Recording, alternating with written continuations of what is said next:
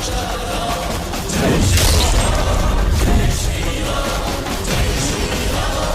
Hello guys, कैसे उम्मीद करते हैं कि आप लोग अच्छे होइएगा। जी हाँ दोस्तों, बता दें कि आप सभी का ट्रेंडिंग स्टार खेसारी लाल यादव एक मूवी लेके आ रहे हैं दोस्तों, जिस मूवी का नाम है राजा राम। जी हाँ, राजा राम, जो कि मूवी के नाम है आप लोग देख सकते हैं। बहुत ही धाकड़ मूवी है दोस्तों।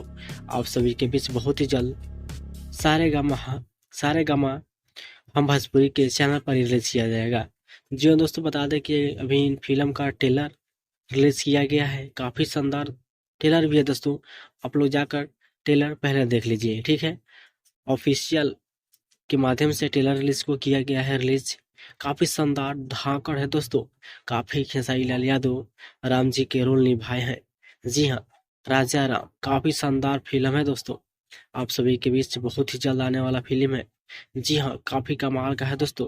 चलिए जानते हैं प्रोडक्टर इसका कौन है, डायरेक्टर कौन है। इस वीडियो में नीचे डाल दिए, आप लोग जाकर देख सकते हैं दोस्तों।